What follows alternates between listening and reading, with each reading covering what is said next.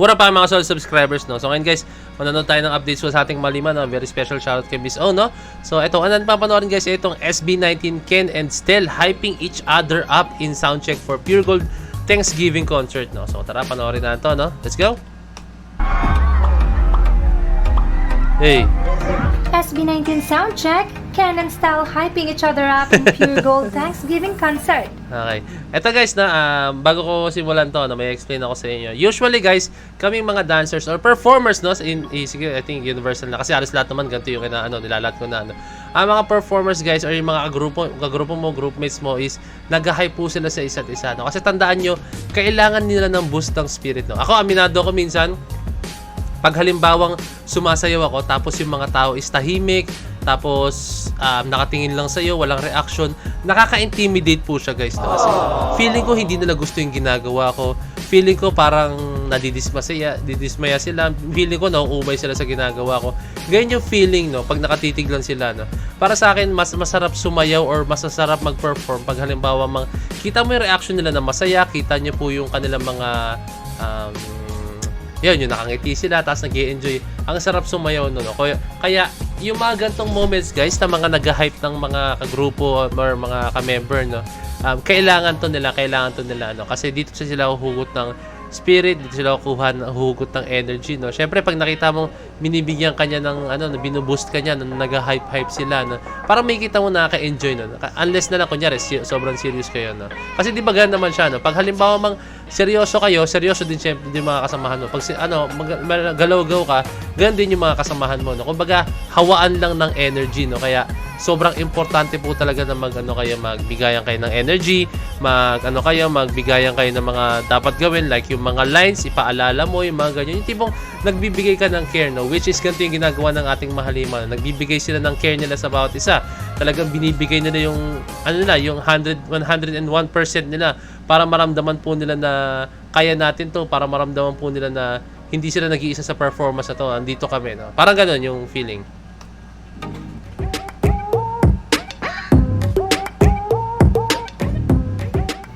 Eto na nga, nagsimula na ang soundcheck ng SB19 para sa Pure Gold Thanksgiving concert. At talaga namang hindi na magkamayaw ang tilian ng mga fans with Ken and Stel being so extra, hyping each other up while doing the soundcheck. Here is Stel hyping up Ken.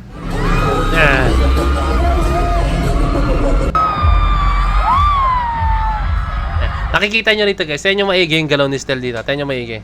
This being so extra, the soundcheck. Here is Stel hyping up Ken. Nakikita nyo yung interaction nila. Nakikita nyo Stel, tumitingin talaga siya kay Ken, no? Pinapakita niya yung reaction niya kay Ken mismo, no? Parang sinasabi niya na, okay, let's go, kayang-kaya mo yan, no? Ang angas nun, no? Parang yung ganun mga reaction, no? Hindi man niya sinasabi, pero through his action, through his gestures, no? Ganyan yung pinapakita niya kay Ken, no? So, ayan, sinabi ko nga sa inyo, di ba? Kailangan po yung mga ganyan para magpapasahan ka ng energy. Tayo yung part na to, no? Para nagpapasa ng energy si Stella. Here is Stel hyping up Ken. Let's go. So, gumanon si Stel, parang sinabi niya na, okay, tingnan nyo to, ito si Ken, no? Tingnan nyo siya, parang binigay niya yung attention kay Stel, no? Parang, kay Ken, no? Parang pinasa niya yung attention ng tao kay Ken, no? Kaya, sasayaw pa Stel dito. Kaya.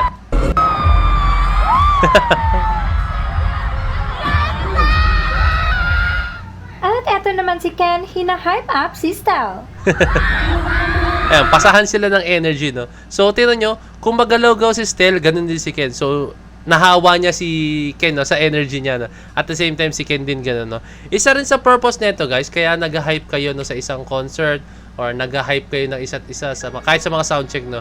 Kasi kailangan nyo rin ma-entertain yung crowd, no? Tandaan nyo, as a performer, kailangan buhay po yung performance nyo. Hindi pwedeng napakaraming dull moments.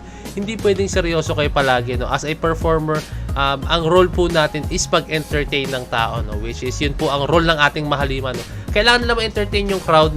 Kailangan nila maging buhay palagi yung, yung event. Hindi pwedeng magkaroon sila ng dull moments, no?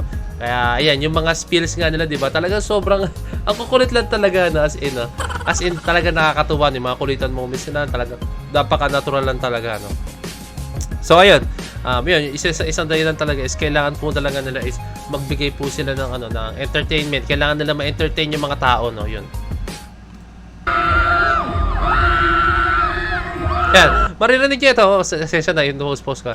Maririnig nyo sa mga tao, sigaw sila ng sigaw. Pero pag halimbawang, ewan ko lang pero pag halimbawang nakatayo lang sila, serious mode sila, no, syempre ibibigay ng tao yung respeto. Ay, tahimik sila, okay, tahimik din tayo. Pero nagiging hype sila eh, pinapakita nila na, sige go, pwede tayo magkulit-kulit dyan, pwede tayo mag-hype-hype sa isa't isa, no.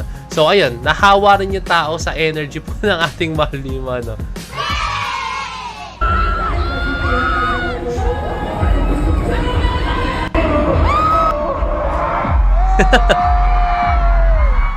Layag na layag. Guys, tandaan nyo, sound check pa lang po yung ginagawa nila. No? Nababaliw na yung 18 talaga as in. No?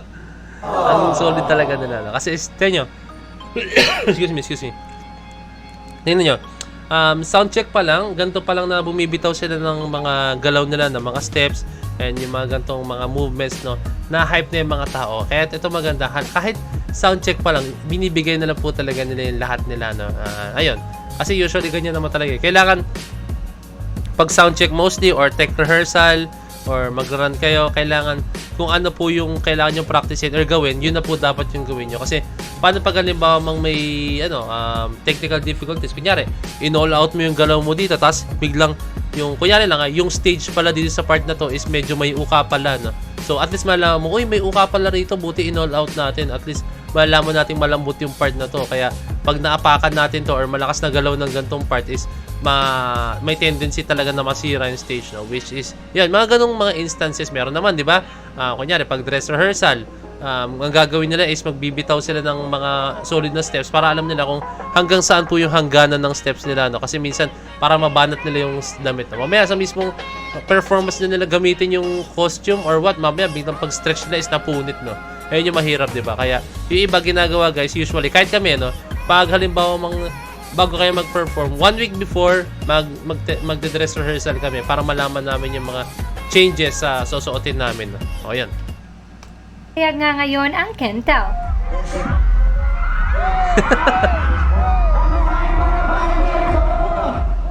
Ang lilikot na itong mga to. So, ayan. Alam ko nag-enjoy kayo dun, guys. Sobrang nag-enjoy tayo dun. No? Yung mga pasahan moments nila ng energy, no? So, sana makita po tayo ng mga ganitong klaseng moments ng ating mahalin. Masarap silang panoorin ng soundcheck, eh. As in, sobrang sarap nilang panoorin ng soundcheck, eh. Para na rin sila nagpe-perform at the same time. Para na rin silang, yung live performance mismo. Yung tipong binibigay nila yung lahat nila na wala silang pakialam. Basta, binibigay namin yung lahat nito. Kahit soundcheck lang to, kahit basta parang live performance na rin namin to, solid ng ating mahalima, no? So, I think naman, guys, no? Lahat tayo ay nag-enjoy dun sa Pure Gold Concert. Lalo na po sa mga nakanood, no? Sobrang solid po talaga, no? So, ayun lang, guys. Kindly like, comment, share, subscribe tayo. So, DC Point of It signing out. Peace. Let's